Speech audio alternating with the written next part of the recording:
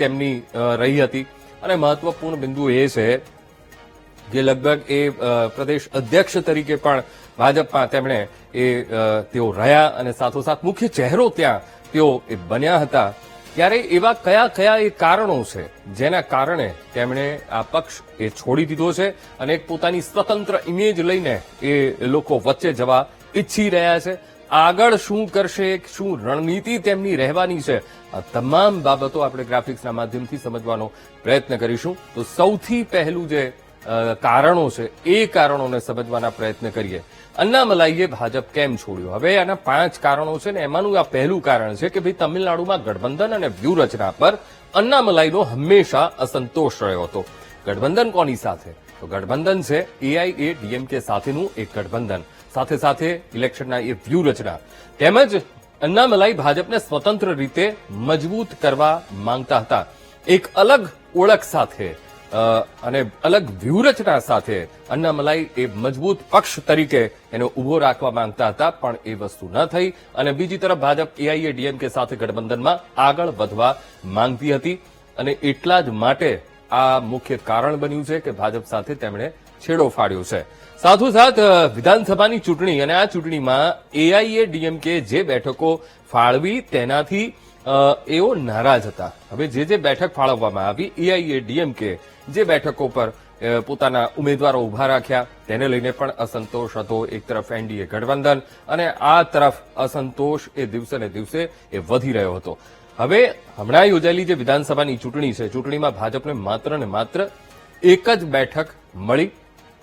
અન્નામલાઈની વ્યૂહરચના આખી અલગ હતી અને જે ભાજપ સાથે તેમની એ વ્યૂહરચના સેટ ન થઈ અને અસંતોષ દિવસે ને દિવસે વધતો ગયો અને ગઠબંધન અને વ્યૂહરચનાથી નારાજ અન્નામલાઈ પોતે ચૂંટણી ન લડ્યા, કારણ કે એક તરફ NDA ગઠબંધન AIADMKનું ગઠબંધન એની સાથે અને સાથોસાથ વ્યૂહરચના તેને લઈને પણ સામસામે તેમનો પક્ષ એ જોવા મળ્યો હતો।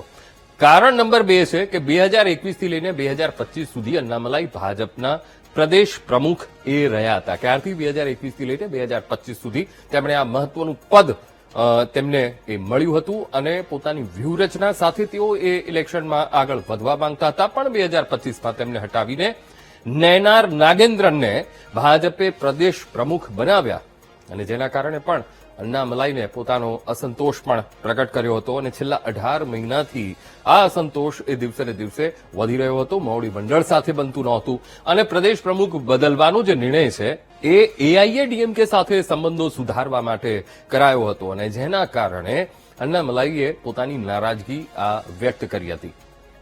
સાથોસાથ અન્નામલાઈ આ નિર્ણય અને એ પછી મળેલી જવાબદારીઓથી એ નારાજ હતા।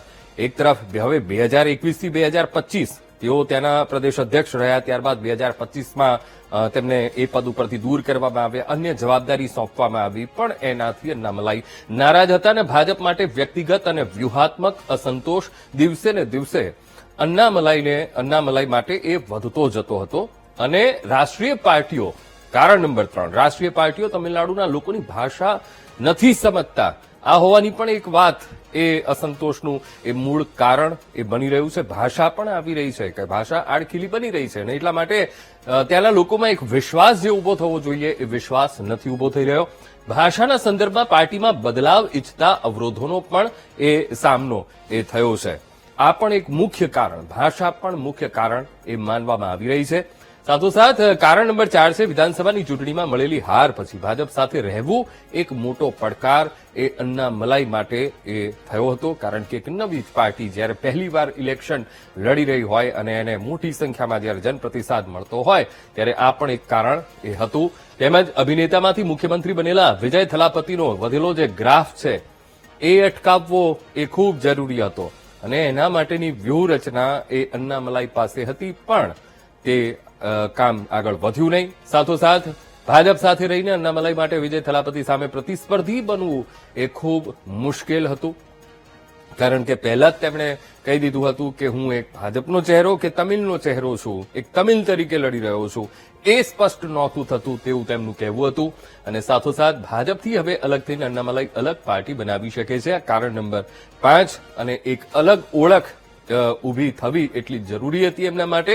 એમાં તમિલનાડુમાં અન્નામલાઈ એક જન આંદોલન શરૂ કરવાના પણ તેમણે એ સંકેત આપી દીધા છે. અને આ બધી જ તૈયારીઓ, કારણ કે 18 મહિના તેમના એવા ગયા છે, કારણ કે સતત મોવડી મંડળ સાથેની તેમનો એ અણબનાવ દિવસે ને દિવસે એ વધી રહ્યો હતો. ઇલેક્શનના વ્યૂહરચનાને લઈને અસંતોષ દિવસે ને દિવસે વધી રહ્યો હતો. તેમજ જન આંદોલનથી પોતાના તરફી માહોલ બનાવવાનો પણ તેઓ પ્રયત્ન કરી શકે છે. એક સંકેત એ પણ તેમના તરફથી આપવામાં આવ્યો છે. એક અલગ પોતાની પ્રતિભા એ ઊભી કરવા માંગે છે. હવે સમય જતા અલગ પાર્ટી બનાવીને સ્થાનિક સ્તરે વિજય થલાપતિનો વિકલ્પ પણ તેઓ બની શકે છે તેવું પણ છે. તો આ મુખ્ય એના એ કારણો છે કે શા માટે અન્નામલાઈએ રાજીનામું ભાજપમાંથી આપ્યું છે. એ કયા કારણો? હવે આરએસએસને અન્નામલાઈ પાસેથી શું અપેક્ષા હતી? હવે જાતિ અને ધાર્મિક રાજકારણથી આગળ વધવું, સાથોસાથ અન્નામલાઈનું નવા આંદોલનથી સામાન્ય લોકોનું ધ્યાન આકર્ષાય. હવે એક નિષ્ણાતોનો મત એવો પણ છે કે આ જે નવા આંદોલનની તેઓ વાત કરી રહ્યા છે તેનો સીધો ફાયદો આરએસએસને પણ મળી શકે છે. સાથોસાથ જાતિ અને ધાર્મિક રાજકારણથી આગળ વધવાની તેમની એક વાત છે. તો યુવાનો અને વ્યવસાયિકો પર તેઓ પણ એ આખી વિચારધારા સાથે, એક નવી વિચારધારા સાથે તેઓ આગળ વધવા માંગે છે. તો એ વિચારધારા સાથે યુવાનો પણ જોડાઈ શકે છે ને વ્યવસાયિકો પણ જોડાઈ શકે છે, એટલે કે વેપારીઓ પણ જોડાઈ શકે છે. હવે સામાજિક સંવાદિતા અને રાષ્ટ્ર નિર્માણની આરએસએસની વિચારધારા સાથે તેમની અત્યારની જે એ વિચારધારા સાથે તેઓ આગળ વધી રહ્યા છે, એ વિચારધારા બિલકુલ સુસંગત થઈ રહી છે. અને એટલા જ માટે જે પરંપરાગત રીતે કોઈ એક જાતિ અથવા સમુદાય સુધી એ મર્યાદિત નથી, આ વિચારધારા એ સૌ લોકોને ત્યાં સ્પર્શી રહી છે. અને એટલા માટે એમને જો એમાં સફળતા મળે છે તો ચોક્કસથી પાછળથી આરએસએસને પણ એમાં સફળતા મળશે, એવું પણ મત નિષ્ણાતો પોતાનો વ્યક્ત કરી રહ્યા છે. સાથોસાથ રાષ્ટ્રવાદી એ વિચારોનો વિસ્તાર કરો. હવે તમિલનાડુનું રાજકારણ દ્રવિડ વર્સિસ રાષ્ટ્રવાદ એની આસપાસ હંમેશા એ તમિલનાડુનું રાજકારણ એ રહ્યું છે. સાથોસાથ મહત્વપૂર્ણ વાત એ છે કે રાષ્ટ્રવાદી વિચારોનો વિસ્તાર કરવાની જ્યારે અહીંયા વાત થઈ રહી હોય ત્યારે રાજ્યના આદિવાસી લોકોમાં હિન્દુત્વ અને રાષ્ટ્રવાદના વિચારોને વધુ સ્વીકાર્ય બની શકે આખું જે આંદોલન ઊભું કરવા જઈ રહ્યા છે, કારણ કે તેમણે સ્પષ્ટ સંકેત આપી રહ્યા છે, ત્યારે એ સંકેતનું પરિણામ એ આ છે. સાથોસાથ પાયાના સ્તરે યુવા નેતૃત્વ કેળવવું. હવે ચળવળનો પ્રાથમિક ઉદ્દેશ્ય ચૂંટણી લડતા પહેલા સ્વયંસેવકોને તાલીમ આપવાનો. હવે જે રીતે આરએસએસ એક મેથડ ઉપર એ ચાલે છે, એ જ રીતે આખું જનાંદોલન પણ એ ઊભું કરવાની એમણે સંકેત આપ્યા છે. આ કેડર આધારિત અભિગમ આરએસએસ નેટવર્કના મુખ્ય કાર્યને અનુરૂપ છે. એટલે કે જેઓ આરએસએસનું આખું એક નેટવર્ક છે, એ જ રીતે એ જનાંદોલનનું પણ એક આવું જ એક પ્રકારનું એ નેટવર્ક એ ઊભું કરવા માંગે છે અને લોકોની વચ્ચે તેઓ જવા માંગે છે. હવે એનાથી ફાયદો શું થાય? તો જે ભવિષ્યમાં એક મજબૂત રાષ્ટ્રવાદી કેડર બનાવવામાં મદદરૂપ બને, એક અલાયદી જ પોતાની અન્નામલાઈ એ કેડર એ ઊભી કરવા માંગે છે, તો તેમાં તેમને સફળતા મળી શકે. હવે આરએસએસને જે અન્નામલાઈ પાસેથી અપેક્ષા એ ચૂંટણી અને વૈચારિક દબાણ જૂથો. કેવી રીતે? તો ડીએમકે અને ટીવીકે જેવા જે પ્રાદેશિક પક્ષો માટે એક નવો વૈચારિક પડકાર અન્નામલાઈ બની શકે છે, કારણ કે પોતાની અલગ જ વ્યક્તિત્વ, અલગ પ્રતિભા લઈને તેઓ લોકો વચ્ચે જઈ રહ્યા છે.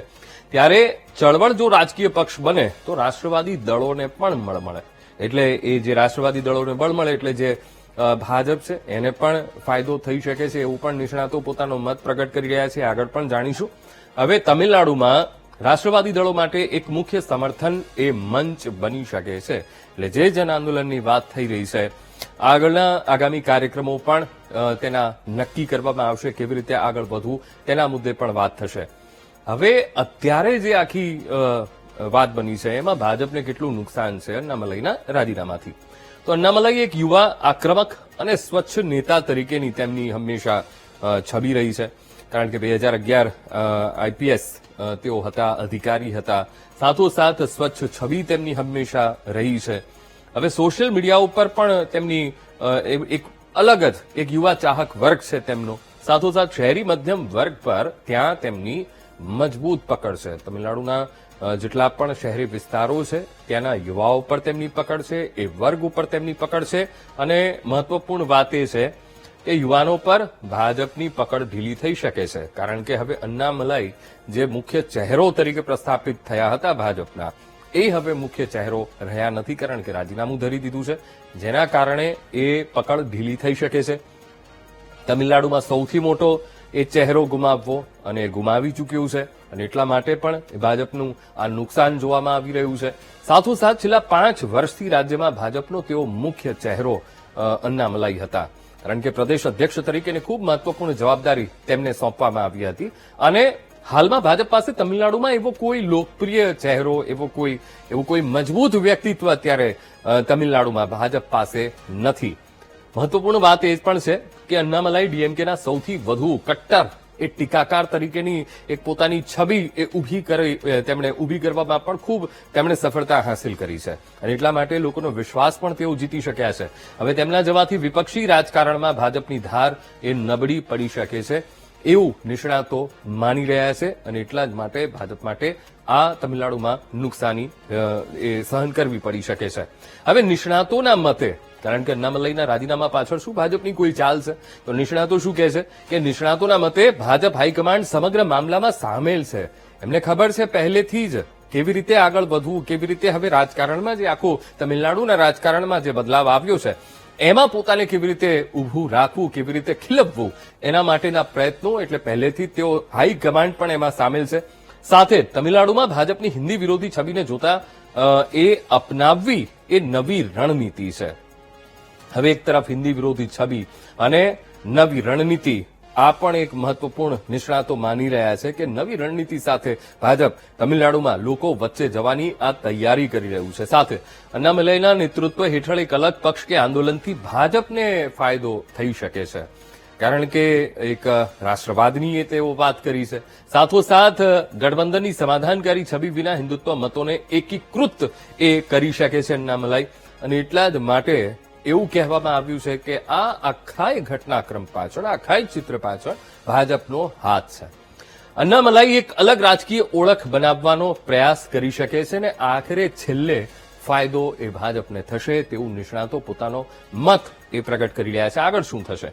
હવે તેમની જે વ્યક્તિગત લોકપ્રિયતા અને મજબૂત અનુયાયીઓ, તેમના સમર્થકો છે, એ તેમના સમર્થકોમાં છે, એટલે કે જે લોકપ્રિયતા છે એ હવે ખૂબ વધી છે, કારણ કે જે તેમણે કારણ આપ્યું હતું સ્પષ્ટ થવાનું કે ભાઈ તમિલ છે કે બીજેપીનો ચહેરો છે, તો એ સ્પષ્ટતા હવે તેમણે લોકો સમક્ષ એ મૂકી દીધી છે કે સૌથી પહેલા અન્નામલાઈ છે કોણ.